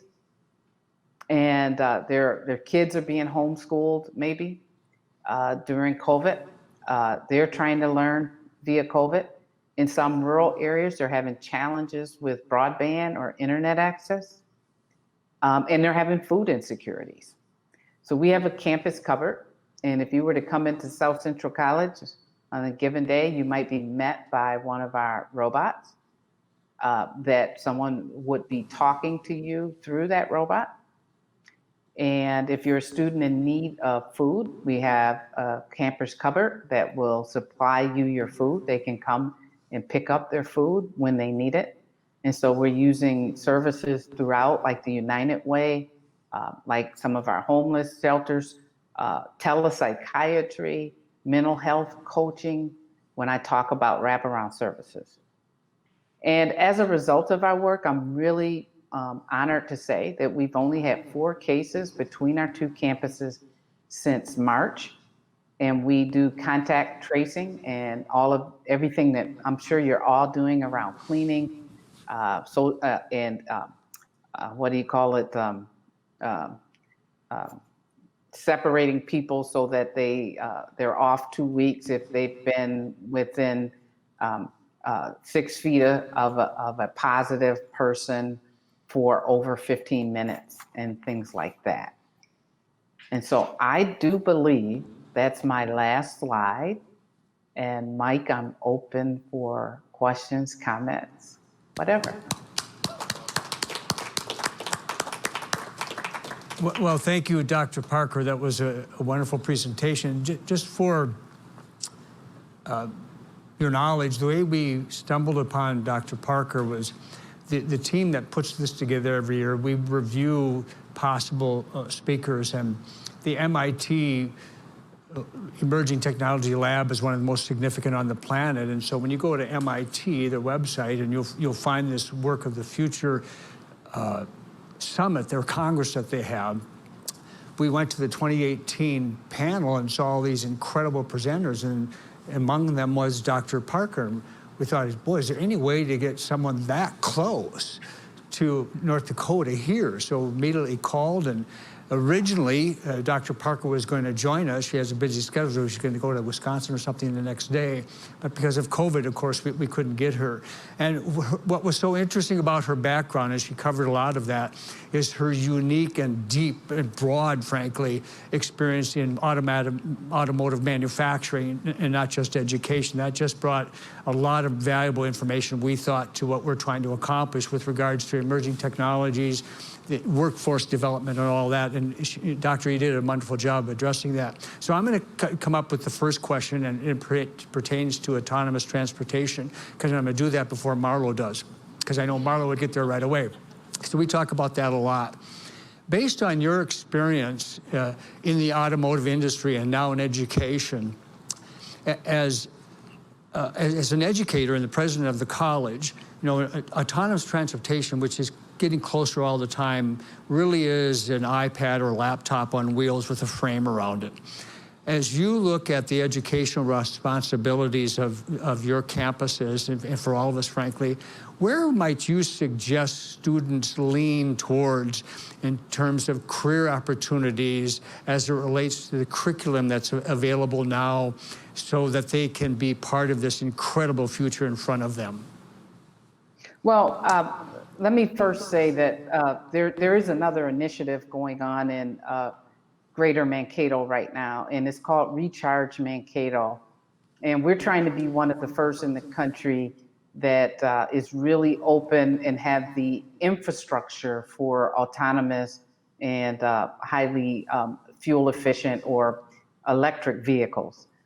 So let me first say that one of the things that I think is important, especially even as we talk about the work for the future, it's going to be extremely important that as work changes, that the students and everyone involved is adaptable to lifelong learning and continuously expanding on what we know.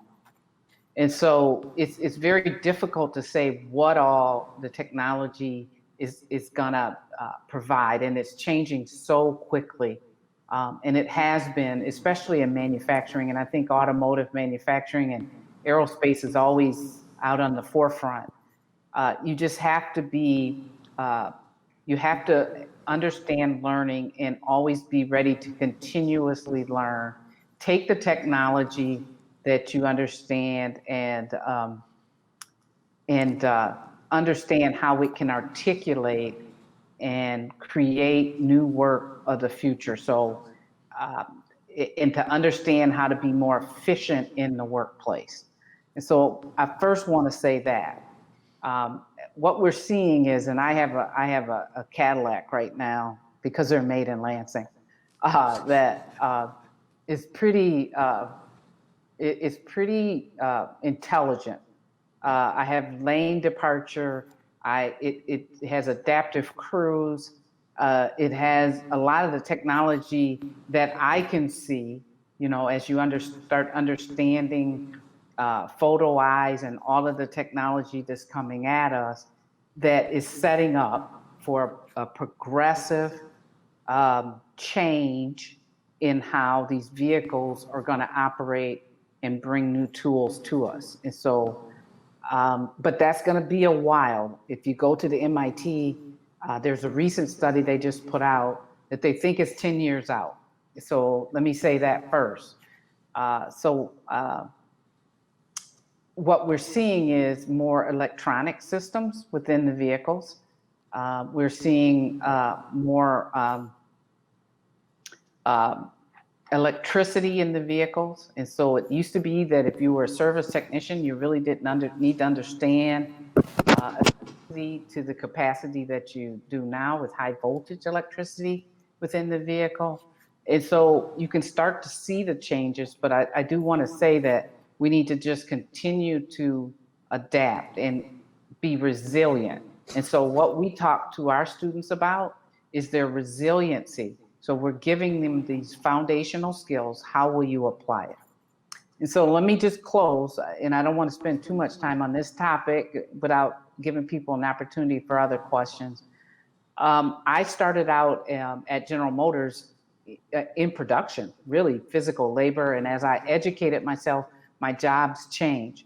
And so, and then going into education, I was a machine designer. So I designed industrial machines. And I learned CNC, I learned CAD systems, and all of those skills play today that makes me a better president. There's been enhancements, obviously. There always was when I was a faculty member, but having that foundation allows me to think about it. So that's what I'm saying about resiliency and being able to adapt as the technology advances. Thank you, Dr. Park. We have time for one more quick question. Evan? I'll try to make it quick. Dr. Parker, thanks for being here. As someone that's been involved in manufacturing and engineering for several decades, I truly appreciated everything I heard you say this morning and your approach. So thank you for that. You've got a very unique perspective, I think, and I would love, we could spend a day on this, but I would love just kind of a high-level outlook on your part on manufacturing in the United States. You're seeing this from a pretty unique place, and I'd like to kind of hear how you feel about that. Well, and I'm not sure what type of manufacturing you are or size.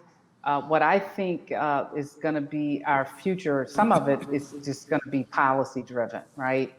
And so I think that if we're going to keep manufacturing strong in the United States, we're going to have the policies at the state, federal, and local level to do so. But what I see is, I think some of the shift has went from more production, more typical work being done overseas. But I'll give you an example. I have a manufacturer in Faribault that they're getting contracts for 40, 50 components and for one company and then something else. And so they really have to have highly skilled technicians to be able to set up and put out 40 or 50 parts and then switch over and do something different. And so it's not repetitive stuff. And I think the repetitive stuff is going to be what we talk about is going to be eliminated through automation or through exporting those jobs because they don't require a high skill.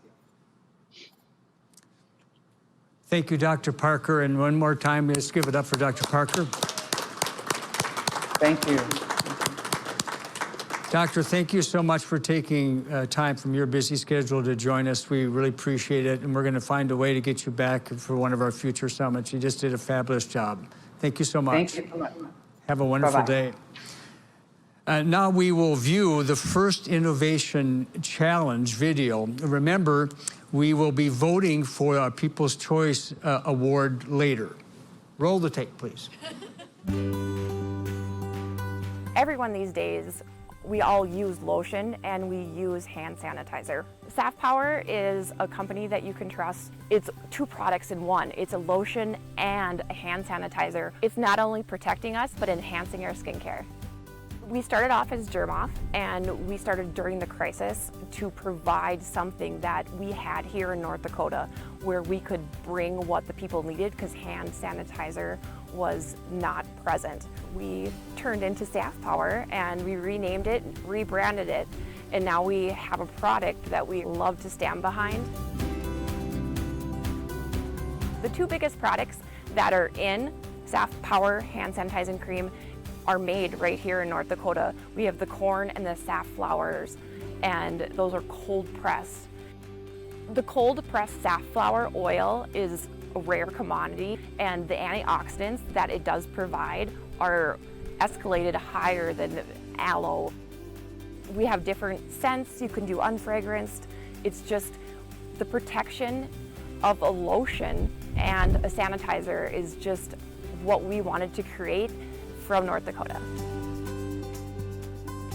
In the future of our company, we're not only looking out for North Dakotans, we're looking to help people worldwide with the benefits that Saf Power can provide.